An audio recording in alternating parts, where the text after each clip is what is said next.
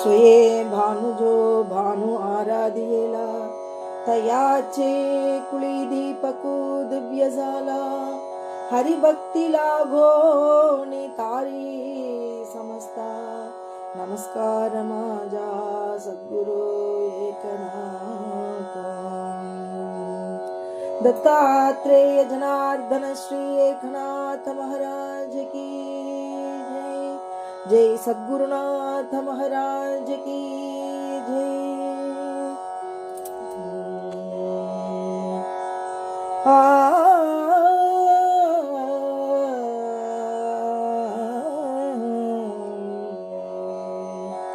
भाग्याचा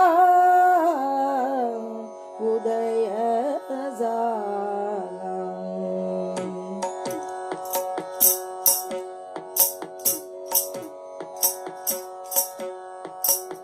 भाग्याचा उदय झाला भाग्याचा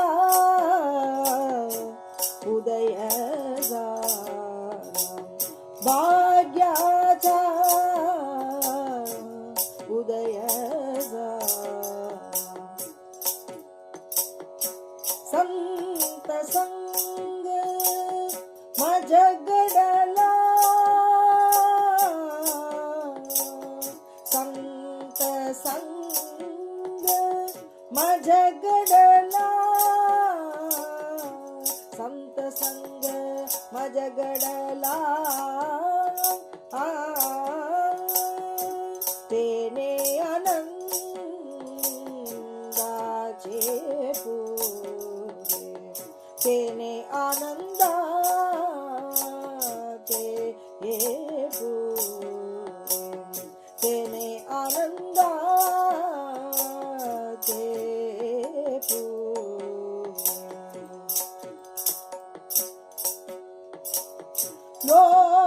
लोटताती निरंतर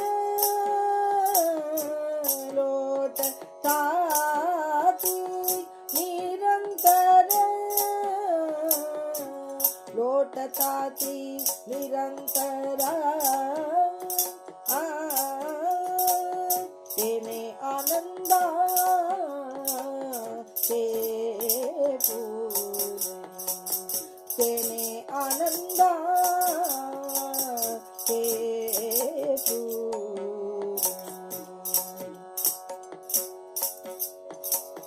प्रेमे सप्रेम भरते प्रेम सप्रेम भरते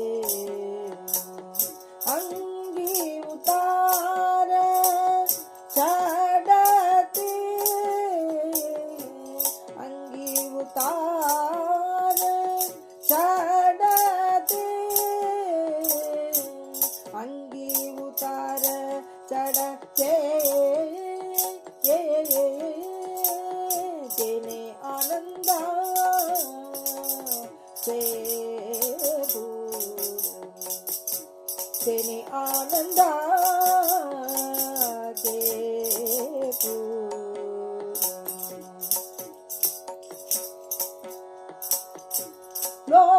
लोटताती निरंतर लोटताती निरंतर लोटताती निरंतर तेने आनंदाचे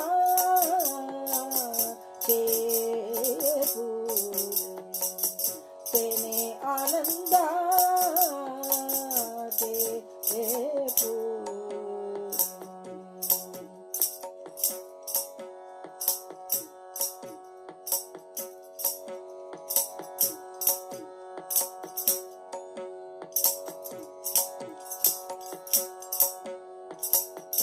आली आनंद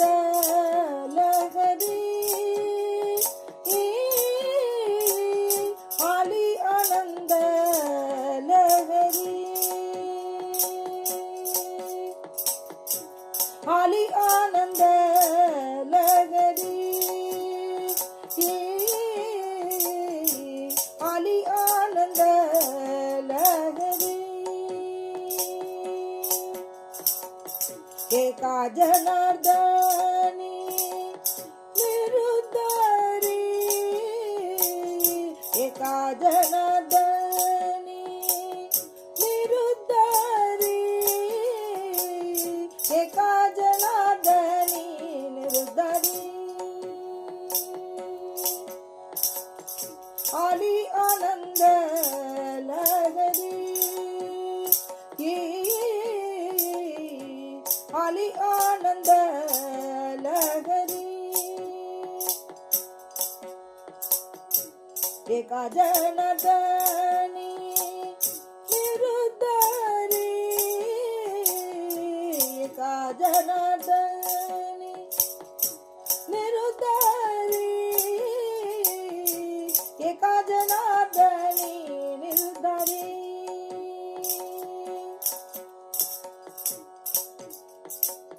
तेने आनंदाचे पुर तेने आनंदाचे पुर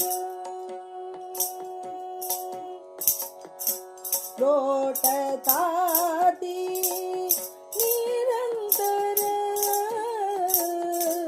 लोटताती निरंतर लोटताती निरंतर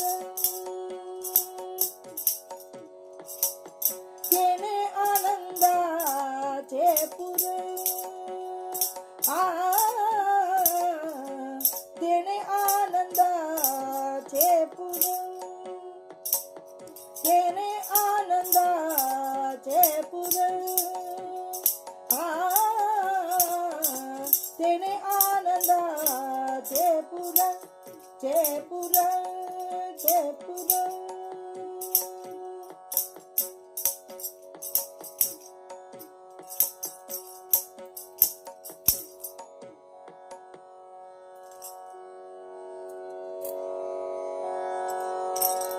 भाग्याचा उदय झाला सत्संग मजगडला तेने आनंदाचे पुर लोटता ते निरंतर प्रेम सप्रेम भरते अंगी उतार चढते आली आनंद लहरी का जनार्दने निर्धारी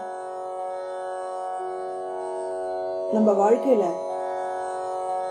சுகமான ஒரு தருணம் என்ன பாக்கியமா நம்ம இருக்கிறது சௌபாகியத்தோட நம்ம இருக்கிறது இல்லையா அந்த சௌபாகியம்ங்கிறது என்ன அப்படின்னா அந்த சௌபாகியம் எனக்கு உதயமாச்சு அப்படிங்கிறார் ஏக்நாத் மகாராஜ் எதுக்காக எப்படின்னா சத்சங்கம் எனக்கு கிடைச்சது அதுதான் பெரிய சௌபாகியம் சௌபாகியம்ங்கிறது என்ன நல்ல சம்ருத்தியா எல்லா வசதிகளோடையும் சந்தோஷமா இருக்கிறது சௌபாகியமா இருக்கிறது சம்ருத்தியா இருக்கிறது இல்லையா இந்த சம்ருத்தி அப்படின்னா எல்லாம் இருக்கிறது எல்லா செல்வமும் இருக்கிறது ஆனா எல்லா செல்வமும் இருக்கு சம்ருத்தி இருக்கு பக்தி இல்ல சாதுக்கள் சங்கமும் இல்லை அப்படின்னு இருந்தா அந்த அது அபாகியம் அப்படின்னு சொல்லப்படுது அது சௌபாகியம் கிடையாதுங்க நல்ல சம்ருத்தியா எல்லாமே இருக்கு வாழ்க்கையில என்னென்ன தேவைகள் வேணுமோ அத்தனையும் இருக்கு ஆனா நல்ல சங்கம் இல்ல சத் சங்கம்ங்கிறது இல்ல நல்ல குருநாதர் இல்ல நல்ல பிரவிற்த்தி இல்ல அப்படின்னா அது அபாகியம் சொல்ற அதனால சேர்க்கையினுடைய விஷயத்துல சொல்றேன் பாக்கியங்கள் எப்படின்னா நல்ல பிறவியா பிறக்கிறது அதோட சேர்க்கை அமையிறது தாழ்ந்த குளத்துல பிறக்கிறது அதனுடைய சேர்க்கை அமையிறது தாழ்ந்த குளத்துல பிறந்து உயர்ந்த சேர்க்கையோட சேர்றது நன்னா அமையிறது உயர்ந்த குளத்துல பிறக்கிறது ஆனா தாழ்ந்த சேர்க்கையோட சேர்றது அதனால பாக்கியம் இல்லாம இருக்குது அப்படிதான் சொல்லுகிறேன் ஒரு சாதாரண புழு பூச்சியா பிறந்திருந்தா அதற்கு அந்த 6வது அறிவுங்கிறது இருக்கப்படுறதில்லை ஆனா அந்த புழுவுக்கு ஒரு பகவத் பிரசாதமா எதையாவது ஒண்ணு சாப்பிட நேர்ந்ததுன்னா அதுக்கு அடுத்த பிறவி நல்லதான் அமையிறது ஒரு பிராணிகள் எடுத்துட்டா அந்த பிராணிகள் நல்ல சேர்க்கையோட இருக்கணும் அது இல்லாம அந்த கிணத்து தவளையா அது கிணத்துக்குள்ளேயே கத்திக்கிட்டே இருந்தா போக வேண்டியது ஆனா ஒரு எலி மாதிரி பிறந்து அது விளக்கு சுடரை உயர்த்தி விட்டது அது அந்த சுடர் நல்லா எரிய வச்சது அதனால அடுத்த பிறவி அதற்கு முச்சுகுந்த சக்கரவர்த்தியா பிறவி கிடைச்சது அந்த மாதிரி கோவில்ல வந்து பல பல விஷயங்கள் தெரியாம அந்த பிராணிகள் செய்யறது அதனால அதுக்கு உயர்ந்த பிறவிகள்லாம் கிடைக்கிறது ஒரு மனிதனா பிறக்கிறான், அவனோட சேர்க்கை எப்படி அமையிறது? ஒரு கீழ் குளத்துல பிறந்திருக்கான். தாய் தகப்பனார்கள் அவர்களுக்கு நல்ல பழக்க வழக்கங்கள் இல்லை அப்படிங்கிற பட்சத்துல அந்த குழந்தை அப்படியே இருக்கு. அதனுடைய பழக்க வழக்கங்கள்லாம் கெட்டதாக அமையிறது. அப்படி இருக்கிற பொழுது அதற்கு பகவத் சாநித்தியம்ங்கிறது எப்படி உண்டாகிறது இல்லையா? அப்ப அந்த சேர்க்கை சரியில்லாம இருக்கிறதுனால அது அபாகியமா இருக்கு. ஆனா தாழ்ந்த குளத்துல பிறக்கிறது, ஆனா ஒரு குருநாதருடைய அனுகிரகம் கிடைக்கிறது. ரத்னாகரன் மாதிரி வச்சுக்கோங்களேன். அந்த ரத்னாகரனுக்கு நாரதருடைய அனுகிரகம் கிடைச்சது. அவர் சொன்ன ராமநாமத்தை சொல்லி அவன் பெரிய வால்மீகி ரிஷியா மாறினான். மிக உயர்ந்த பிறவியா கிடைக்கிறது. பிறக்கும் பொழுதே நல்ல பிறவியா வேணும்னு சுகதேவர் மாதிரி மிக உயர்ந்த பிறவி. அம்மா வயத்திலேயே 12 வருஷ காலம் இருக்குது. எப்படி அனுகிரகம்னா, ஒரு சாதாரண ஒரு கிளி ரூபத்துல இருந்திருக்கார். பகவான் சிவபெருமான் பார்வதிக்கு அனுகிரகம் பண்றார். அவர் பல விஷயங்களை சொல்லிட்டு இருக்கார். பார்வதி தேவியார் அந்த மாயையின் வசப்பட்டு தூங்கிடுறார். அப்ப அங்க இருக்கிற அந்த கிளியானது அதை கேட்கறது. அந்த கிளி யாரு கேட்கிறாருன்னு இவர் பின்னாடி ஓடி வர. பின்னாடி ஓடி வந்த உடனே ஒரு ஒரு குடிசைக்குள்ள போய் ஒரு அம்மாவோட வயத்துக்குள்ள போயிடுறது. அம்மாவோடைய காதுக்குள்ள இதுல போயிடுறது. அந்த கிளி அதை போய் அதுக்குள்ள போய் மறைஞ்சுக்கிறது. கடைசியில அந்த கிளியே ஒரு வியாசர் பகவானுடைய குடில்ல போயிடுது. அவருடைய வயத்துக்குள்ள அது போயிடுது. அது சுகப்பிரமமா வெளியில வரணும். அது வெளியில வரமாட்டேங்கிறது. 12 வருஷ காலமா இருக்கு. என்னன்னா, எனக்கு இந்த பூலோகத்துல வந்தா மாயையானது என்ன பிடிச்சுட்டு அதனால வரமாட்டேன் அப்படிங்கிறது. கடைசியில பகவான் ஸ்ரீ கிருஷ்ணன்ட்ட அவர் பிரார்த்தனை பண்ண, ஸ்ரீ கிருஷ்ணர் அதுக்கு அனுகிரகம் பண்றார். உனக்கு இந்த பூலோகத்துல நீ இறங்கி வந்தாலும் உனக்கு மாயையானது தீண்டாது அப்படின்னு சொல்லி. அதனால பிறக்கும் பொழுதே 12 வயசு குழந்தையா பிறந்து அந்த குழந்தை எடுத்த உடனேயே வெளியில போயிடுறது. என்னன்னா, பகவத் சாநித்தியத்தை நோக்கி போறது. சாநித்தியமாவே இருக்கு. இப்படி மிக உயர்ந்த குளத்துல பிறந்து மிக உயர்ந்த தன்மையோட இருக்கிறதுங்கிறது மிகப்பெரிய பாக்கியம். அதனால பெரிய பெரிய மகான்கள்லாம் அப்படி இருக்கா. ஞானேஸ்வர் மாவுளி என்ன, அந்த 4 இவர்களும் இருக்கா. சோப்பான முக்தா தேவி, நிவர்த்திநாதன், ஞானேஸ்வர், இவானா. அடுத்து ஏக்நாத் மகாராஜ். அவர் பிறக்கும் போதே நல்ல ஒரு குளத்துல பிறந்தார். அவருக்கு நல்ல சேர்க்கை கிடைச்சது, நல்ல குருநாதர் கிடைச்சது, ஜனார்தன சுவாமி கிடைச்சது. கடைசியில முக்தியை அடைஞ்சார். முக்தினா என்ன? சமாதி நிலைமையிலே இருந்தார். எல்லாருக்கும் இன்னைக்கும் அனுகிரகம் பண்ணிட்டு இருக்காரு. இப்படி அப்ப சேர்க்கை தான் விசேஷம் அப்படிங்கிறது சொல்லப்படுறது. அதனால இதில் சொல்றார், பாக்யாச்சா உதய என்ன எனக்கு பாக்கியமா கிடைச்சது, எனக்கு வாழ்க்கையில ஒரு பிரகாசம் உண்டாயிட்டு. அது என்ன பிரகாசம் உண்டாயிடுது அப்படின்னா, சத்சங்க மஜ கணவா, எனக்கு சத்சங்கம் கிடைச்சது அப்படிங்கிற. தேனே ஆனந்தா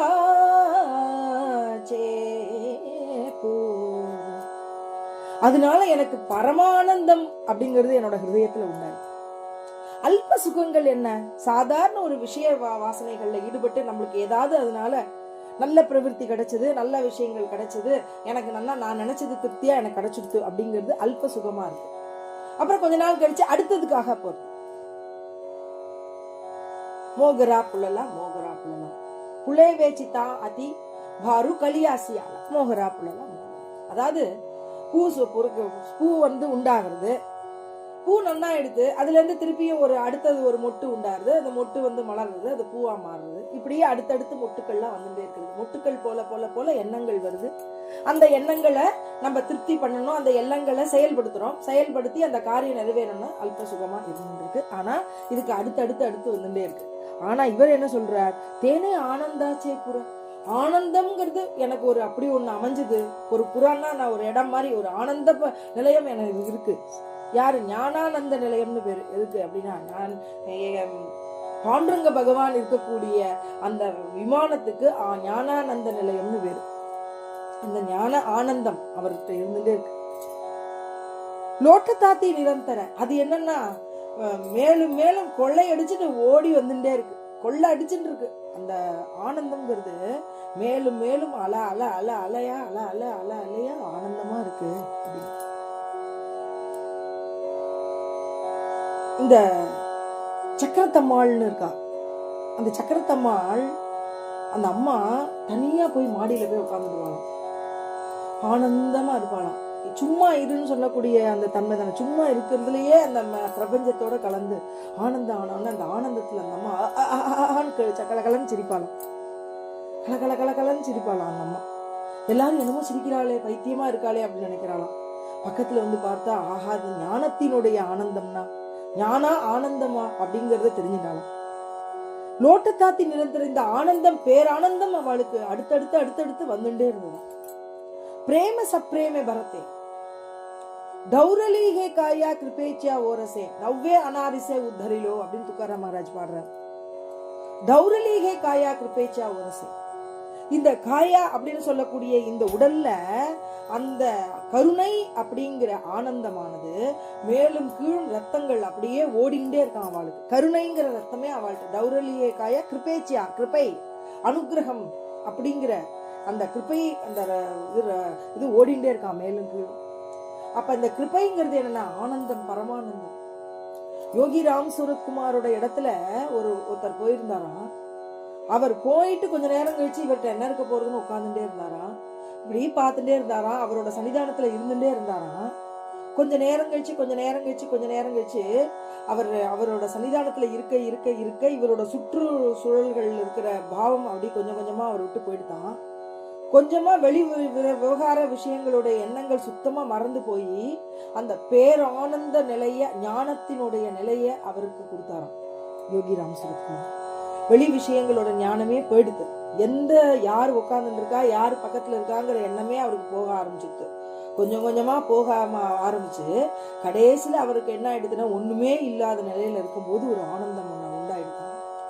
அந்த ஆனந்த நிலையில கொஞ்ச நேரம் கழிச்சு மேல அவருக்கு எழும்ப ஆரம்பிச்சது, சக்தி, குண்டலினி சக்தி எழும்ப ஆரம்பிச்சு அவர் அப்படியே ஆனந்த நிலைமையில இருக்காரு.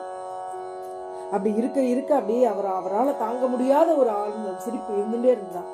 கொஞ்ச நேரம் கழிச்சு அப்படியே யோகி ராம் சத்குமார் தடவி கொடுத்தாரு. அப்படியே நமஸ்காரம் பண்ணாங்க. இப்படி ஒரு ஆனந்த நிலைமையை எங்களுக்கு நீங்க கொடுத்தீங்களே அப்படிங்கிறது. பிரேமே சப்ரேம பரதே, பிரேமை நமக்கு இருக்கு, அதை மற்றவர்களுக்கும் கொடுக்கணுமே, அதுதான் மகான்கள் கொடுக்குறாங்க. சரி உனக்கு என்ன வேணும், இப்ப இகலோகத்துல இருக்கிற இவாள்கிட்ட போய் நீங்க என்ன கேட்ப, எனக்கு குழந்தை பிறகு பாக்கியம் வேணும் ஒருத்தர் கேட்பா, என் பேரன் நன்னா இருக்கணும்னு ஒருத்தர் கேட்பா, இந்த குழந்தை நல்லபடியா படிச்சு வரணும்னு கேட்பா, இந்த குழந்தைக்கு நல்ல காலேஜ் சீட்டு கிடைக்கணும் அப்படின்பா, எனக்கு நல்லா வீடு வாங்கணும் அப்படின்னு ஒருத்தர் கேட்பா, எனக்கு இந்த நோய் வந்திருக்கு இதெல்லாம் தீரணும் அப்படின்னு சொல்லுவா, எனக்கு நல்ல குழந்தையா. இப்படிதான் எல்லாரும் லௌகீக விஷயத்திலே கேட்டு இருப்பா. யாருக்கு முக்தி வேணும், பக்தி வேணும், வைராக்கியம் வேணும், எனக்கு ஆனந்தம் எனக்கு கிடைச்சா போதும் யார் சொல்ல போறா? அப்படி போய் நம்ம சொன்னாலும் சொல்லாட்டாலும் அவளுக்கு கிருபேச்சியா ஓரசை நவ்வே அனாரிசை உத்தரிலும் நம்ம கேட்டோ கேட்கலாமே அவ ஹிருதயத்துக்கு அவளோட இடத்துக்கு நம்ம போயிட்டோம்னு வச்சுக்கோங்க. அதுதான் பாக்யாச்சா உதயசாலி சத் சங்கமஜ கடல் உங்களுக்கு கிடைச்சிருந்த. ராமச்சந்திரமூர்த்தி அவர் சீதா தேவிய தேடும் படலத்துல இருக்கார். அதுக்கு ராமகாரியத்துல எல்லாம் ஈடுபடுறது அத்தனை குரங்குகளும். அதுல அவளோட இருக்கிறவா யாருன்னா நலன், நீலன், ஜாம்பவான், அங்கதன் இவாளோட இருக்கலாம். இவாள்லாம் ஒரு மாச காலம் போய் எல்லா இடத்துலயும் தேடுறாளாம். கடைசியில எப்ப ஆஞ்சநேயமூர்த்தி அந்த இடத்துல வந்தாரோ அவளுக்குலாம் திருப்தி ஆயிடுதான். இனிமே ஆஞ்சநேயமூர்த்தி வந்திருப்பாருப்பா, நம்மளுக்கு ஏதாவது ஒரு வழி பிறக்கும் அப்படின்னு. இந்த ஒரு மாச காலம் அதுங்கெல்லாம் அந்த வானரங்கள்லாம் போய் தேடி அலைஞ்சு கடைசியில ரொம்ப களப்படைஞ்சு போய் இருக்கிற சமயத்துல ஆஞ்சநேயமூர்த்தி போனாராம். போனோம்னா அத்தனை வானரங்களையும் அப்படி தடவி கொடுத்தாராம். எல்லாம் மூர்ச்சையாக போறது, ஒண்ணுமே உடம்புல செயல இழக்கிறதான். அப்போ அவளுக்கு நல்ல சங்கம் கிடைக்கிறது என்னன்னா அனுகிரகம். என்னன்னா அவர் சொல்றாராம், எல்லாரும் ராமனை நினைங்கோ, ராம் ராம் ராம் ராம் ராம் ராம் அப்படி சொல்லி சத்தம் போட்டாராம். எல்லாம் சொன்னோன்னா இந்த வானரங்கள்லாம் ராம் ராம் ராம்னு சொல்லித்தான் கொஞ்ச நேரத்துல இவாளுக்கு எல்லாம் அந்த கலப்புங்கிற விஷயமே கொஞ்சம் போய் அந்த இடத்துல ஒரு ஸ்பூர்த்தியா ஒரு உடம்புல ஒரு புதிய ஒரு உற்சாகம் கிளம்பிட்டான். ஆனாலும் அவ சாப்பிடலை அப்படிங்கிறதுனால அப்போ அங்க ஜாம்பவான் நலனீலாம் சொன்னாராம், அப்பா நீங்க வந்ததே எங்களுக்கு குருநாதர் போல எங்களுக்கு அனுகிரகம், உங்களாலதான் எங்களால நற்கதி பண்ண முடியும், நீங்க தான் இந்த காரியத்துல நீங்க செயல்பட்டு முன்னேறி வரணும் அப்படின்னு சொல்லலாம். எல்லாம் கவலைப்படாதீங்க, நம்ம பண்ணலாம் அப்படின்னு இது பண்றாளாம். அப்ப இத்தனை வானரங்களுக்கு காப்பாத்தணுமே, எல்லாம் மூர்ச்சியாகி போறதுன்னா தன்னுடைய பிதாவான வாயுவை நினைச்சுக்கிறாராம். வாயு பகவானை நினைச்சிருந்தோடனே அவர் சொல்றாராம், இந்த ராம காரியத்துல ஈடுபட்டு இருக்கிற வரைக்கும் ராமருடைய ஜெயம் உண்டாகிற வரைக்கும் இவாளோட பிராணனுக்கு எந்த கெடுதலும் வரக்கூடாது, தாயே தந்தையே நீங்க தான் இவாளையெல்லாம் ரட்சிக்கணும்னு நம்பி வேண்டினாராம். வேண்டினோன்னா அத்தனை பேரோட பிராணனையும் நான் காப்பாத்துறேன்னு சொல்லி அங்கே வாயு பகவான் வந்து இது கொடுத்தாராம், உற்சாகம் பண்ணாராம். சொன்ன உடனே அவர் அந்த ஆணை பண்ணியிருக்காரு இல்லையா, அதனால அத்தனைக்கும் பிராணன் அப்படியே இருந்துதான். கடைசியில எல்லாம் வந்து ஆஞ்சநேய மூர்த்தியை பக்கத்துல வந்து விடணும்னா ஆஞ்சநேய மூர்த்தி என்ன பண்ணாரா, தன்னுடைய வாள் பெரிய வாழை நீட்டினாராம். அத்தனையும் அந்த வாழை பிடிச்சுக்க சொன்னாராம். வாழை பிடிச்சிட்டு அத்தனை பேரையும் தான் வச்சுக்கிட்டு ஒரு இடத்துல கிளம்பி அந்த தாப்பசிங்கிற இடத்துல ஒருத்தி வந்து தபஸ் பண்ணிட்டு இருக்கா, அந்த இடத்துக்கு போற. இப்ப என்ன எதுக்கு சொல்றேன் அப்படின்னா, இப்படி நம்ம உற்சாகம் இழந்து கீழே விழுந்து கிடந்தாலும் அந்த இடத்துல ஆஞ்சநேய மூர்த்தி வந்து நம்மளுக்கு அனுகிரகம் பண்ண ஆரம்பிச்சுக்கோங்க. அப்படிதான் நம்மளுக்கு நடந்தது. கீழே விழுந்து படுத்து கிடக்க என்னால எந்திருக்கவே முடியலங்கிற பட்சத்துல எனக்கு ஆஞ்சநேய மூர்த்தி அனுகிரகம் பண்ற. 4 மணி 5 மணி இருக்கும். உண்மையான விஷயம். பெரிய ரூபமா வந்து கொடுக்குறார்.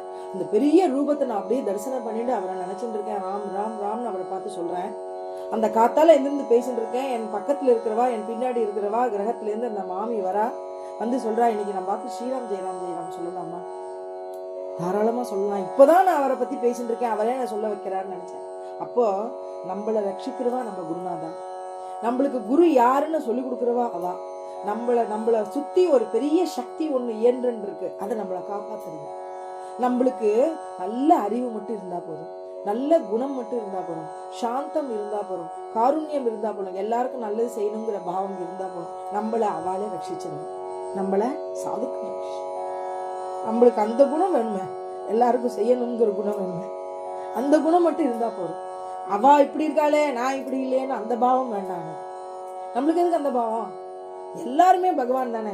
அதனால இவா வசந்தா இவா செஞ்சுட்டா நான் செய்யலைங்கிற பாவம் எங்க இருக்கு? எங்க பிறகு எல்லாமே பகவான் இருக்கிறதுனா யார் செஞ்சானே செய்யப்படுறது எல்லாமே பகவான் தானே அப்படிங்கிற எண்ணம் நம்மளுக்கு உதயமானத போது, அப்ப பகவானே எல்லாம் செய்யறாருங்கிறதுல யாரு பெரியவா யாரு சின்னவா?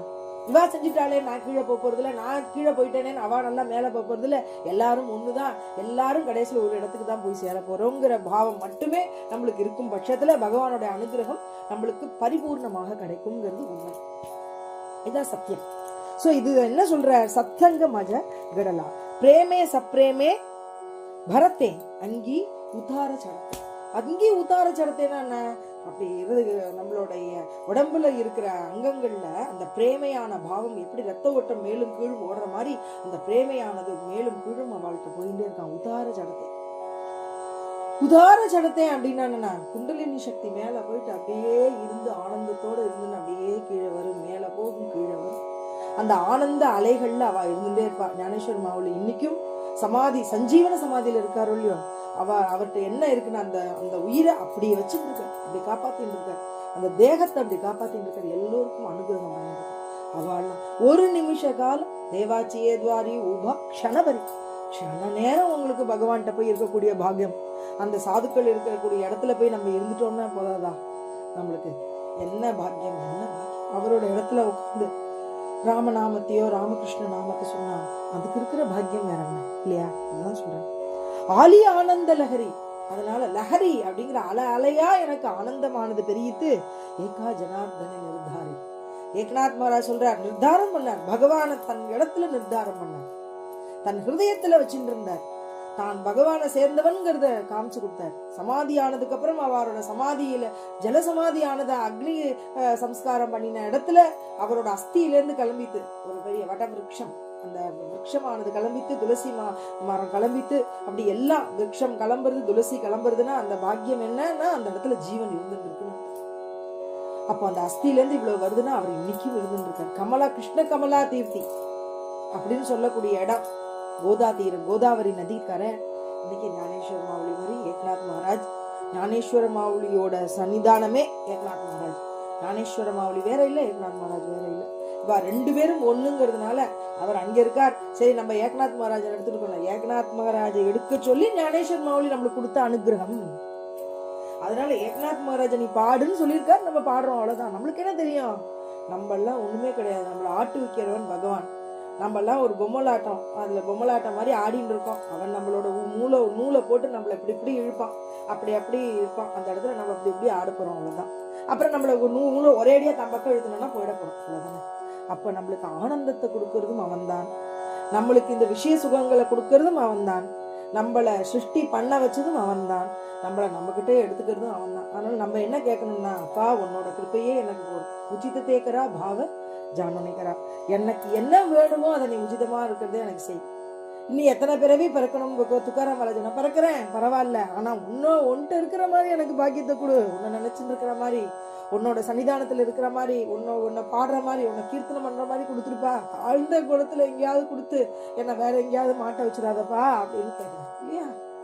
துக்காராம் மகாராஜ் எப்படி சொல்ற, அப்ப இத்தனை சாதுக்கள் இன்னும் பிறக்கிறேங்கிறா, அங்க போய் வைகுண்டத்துல இருந்து நாங்க என்ன பண்ண போறோம், நாங்க பிறக்கிறோம் தேவத்தை சந்த தேவத்தை பிறந்து பிறந்து உன்னை பக்தி பண்ணி பண்ணி என்ன எங்களோட அத்தனை பேர் யார் யார் வரலாம் என்னாடி கூட்டி உன்ன இடத்துல கொண்டு வந்து விட்டுறோம் அப்படிங்கிற.